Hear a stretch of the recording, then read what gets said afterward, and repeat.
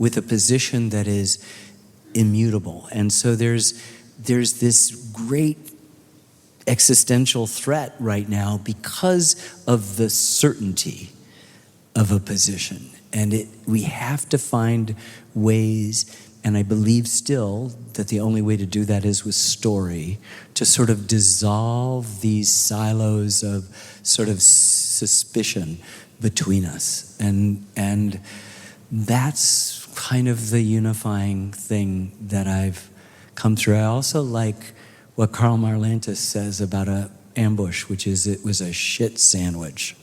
You know, there's no ambiguity about what he means in that. Wow, I'm so glad I asked the question, and I learned so much from hand and humility. That's a central lesson. The spirit of liberty is the spirit that's not too sure it's right. You know, Henry Adams said in mid-century, 19th century, he said, there are grave doubts at the hugeness of the land and whether one government can comprehend the whole.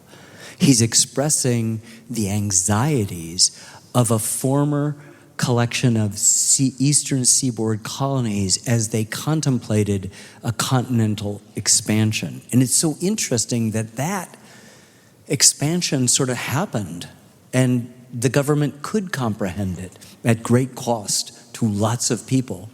And yet that same anxiety exists today, less in a kind of geographical sense than an interior and psychological and spiritual and aspirational sense. So grave doubts at the hugeness period and whether one government can comprehend the whole. And of course, we never know the future, and so much comes to temperament. And Adams, so stung that he wasn't given the due that he thought his patrimony entitled him to, wondered if he could come back to America 100 years in the future and contemplate a world that sensitive and timid natures could regard without a shudder. He didn't have faith in the American idea. I never want to end our conversations because I learned so much, and each moment is precious, but we need to, and I'm going to let you take it home. Are you optimistic or not about the future of America, and why is our work so urgently important leading up to 2026 and beyond to inspire Americans to learn about history? You know, historians generally are optimistic because we've seen it all before.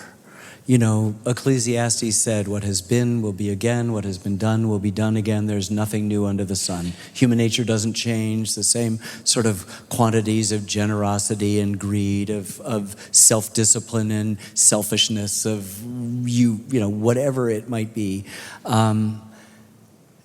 So you feel in everything an echo of something that's happened before. History doesn't repeat itself, but you feel those echoes, rhymes, Mark Twain is supposed to say.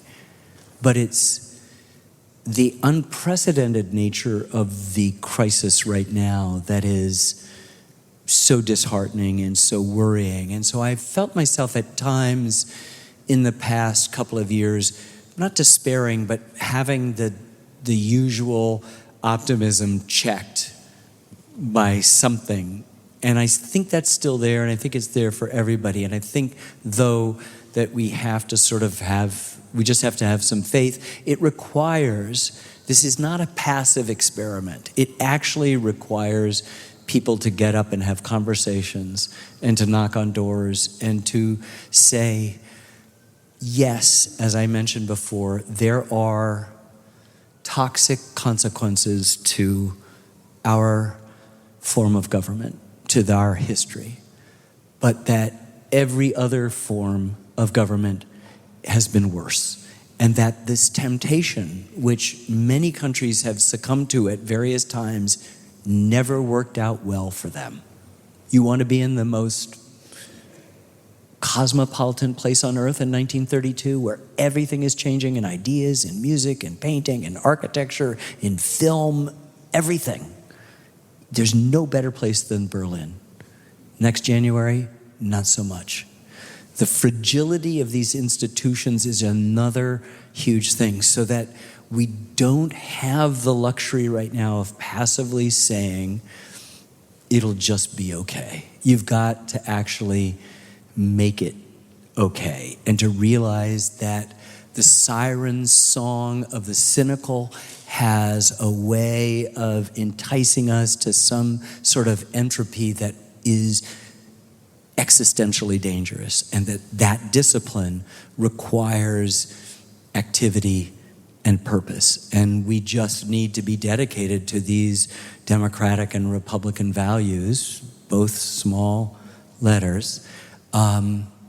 And, Lincoln said it, and then we will save our country, We cannot escape history. The fiery trials through which we pass will light us down in honor or dishonor to the latest generation, And then a second later, he says the dogmas of the quiet past are inadequate to the stormy present. As our case is new, we must think anew. We must disenthrall ourselves. Don't make us a slave. And then we can save our country.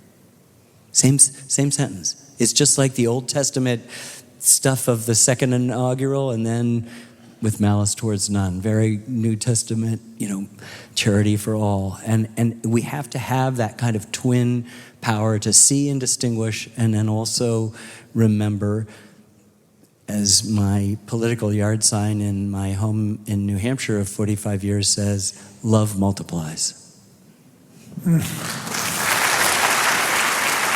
Beautiful.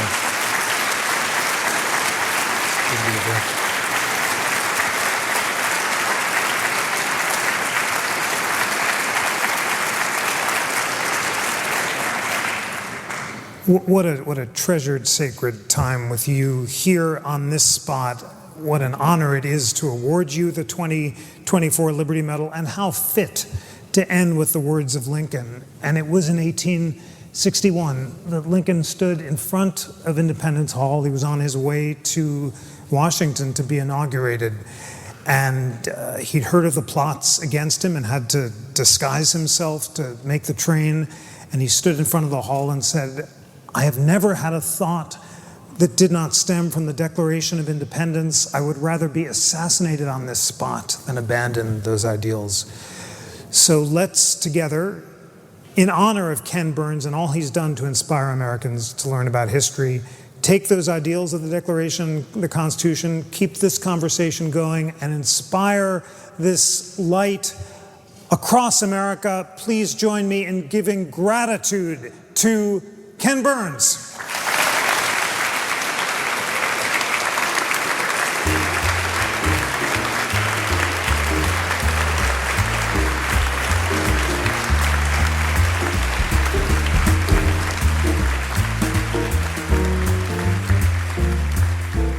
Today's episode was produced by Karen Homer, Advanced Staging Productions, Lana Ulrich, Samson Mastashari, and Bill Pollack. It was engineered by Advanced Staging Productions, David Stotts, and Bill Pollack. Please recommend the show to friends, colleagues, or anyone anywhere who's eager for a weekly dose of constitutional light, which is exactly what Ken Burns offered us all. You can sign up for the newsletter at constitutioncenter.org/connect. Always remember that the National Constitution Center is a private nonprofit. We rely on the generosity, passion, and engagement of people from across the country who are lifelong learners and inspired by our nonpartisan mission of constitutional education and debate.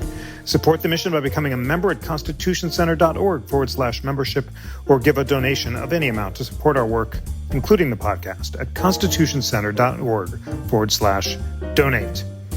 On behalf of the National Constitution Center, I'm Jeffrey Rosen.